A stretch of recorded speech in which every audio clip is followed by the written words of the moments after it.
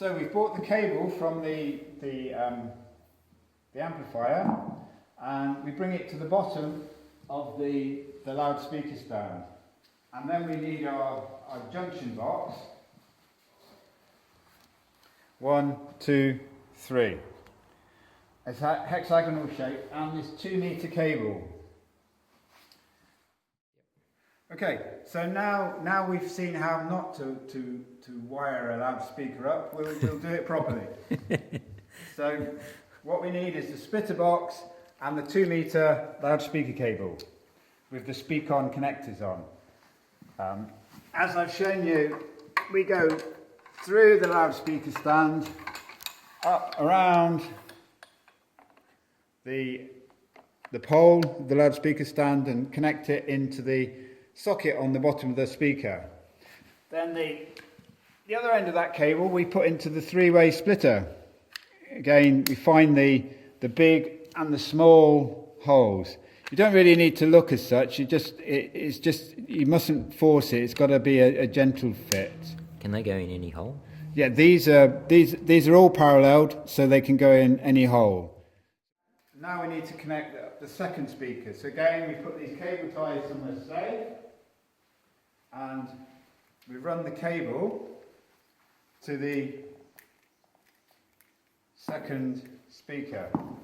So depending on how well someone's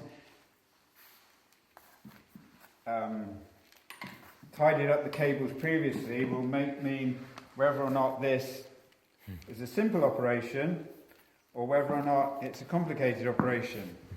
And any end can go, can't they? So these cables are the same each end. So again, what we do is run it through the bottom of the loudspeaker stand, and then round the pole, and then into the socket on the speaker. And take your time, don't force it, and it'll click nicely. It should do. So it's really important to keep everything tidy as you go, because there'll be other people rushing about setting things up, and we don't want any accidents. So again, we just pop this into that's the wrong way. So there we are, it's nicely clicked in. So then, what we can do then is tidy up a little bit, so all the slack cable can go to one end. And then, as you can see, it's a lot neater. Okay, so that's the loudspeaker cables connected. It's the microphone connected.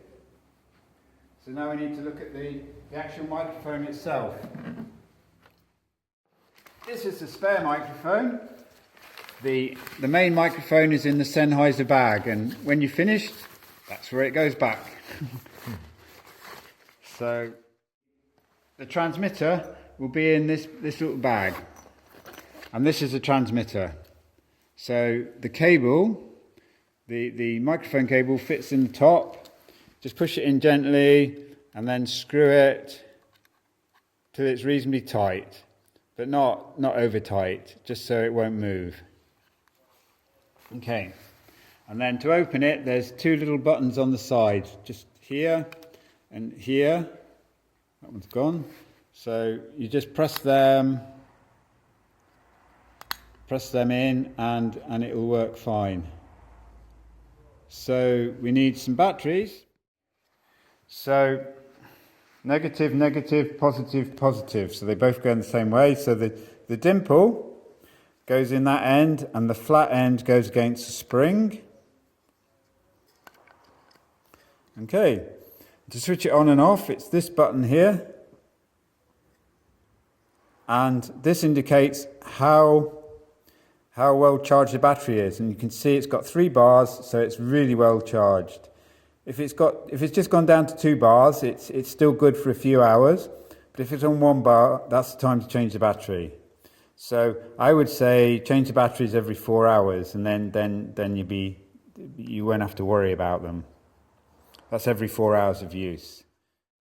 And then we can put the head mic on. So It's got two places for your ears. So this fits over your head and on top of your ears. It's one size fits all. You can tell it's working because on the screen, you can see it waggling up and down in level. 1, 2, 3. And also on the receiver, you can see it waggling there. 1, 2, 3. Before you set up, make sure the amplifier volume's on the minimum and it's switched off. So now we're ready to test the system.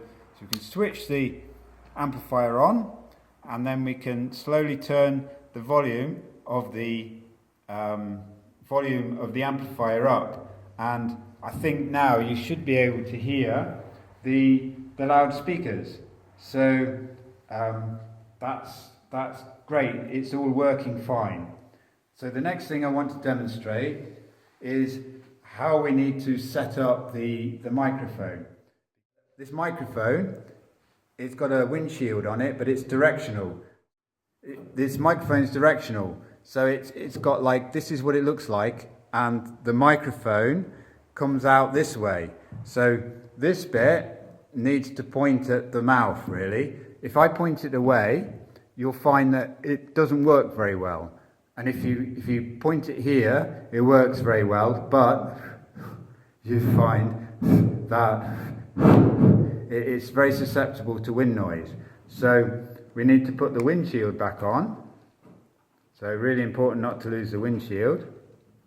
And then adjust it so it's below the mouth, and then it's a lot less susceptible to wind noise.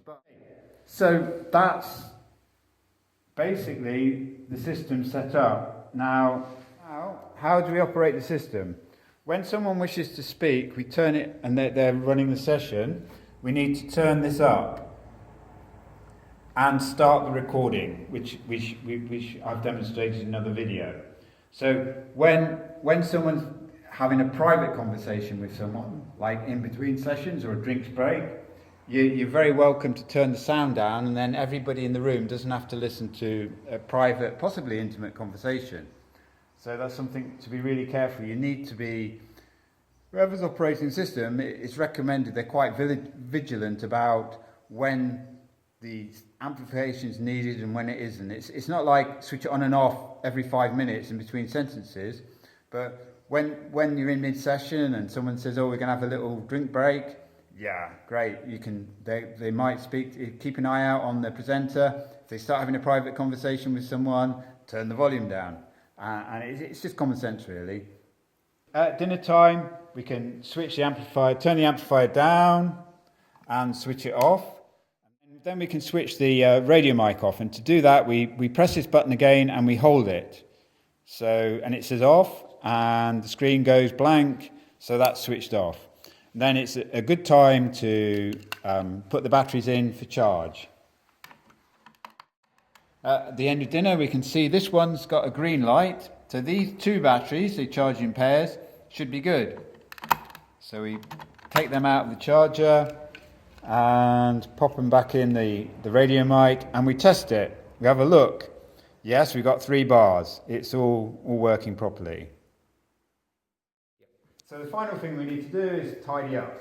So, what we need to do is tidy up, and we also need to assess whether or not cables are safe or not.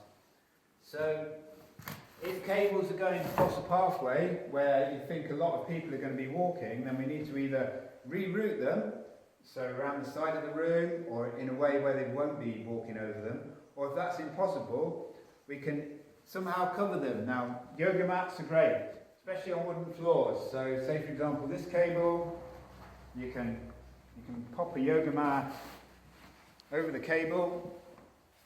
Just keep an eye on it during the day, make sure it's not kicked about, and it's fantastic. No one's going to trip over that cable, are they?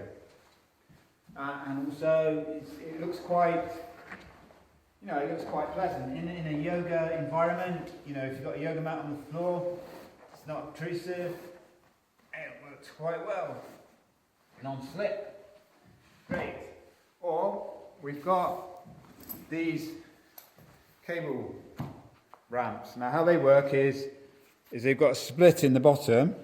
You just open it up and you can thread the cables through there. It's quite a laborious task, but nevertheless can get you out of a fix. So you might just be able to force it through. Just push it in. Not too bad. But I'm having to put quite a bit of force on, and it might, carefully don't hurt your thumb. So then we've got a short length of safe cable ramp.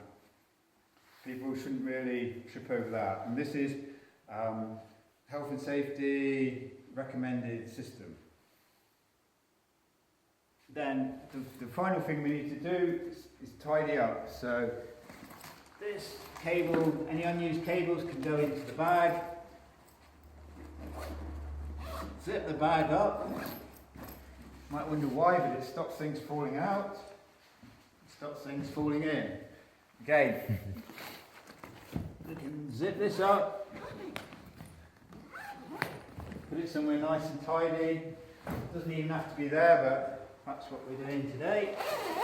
And again, with this bag, that can all be put somewhere neat. Clip the lid back on. It's not going to get damaged. And then this can go somewhere. So that's it all set up.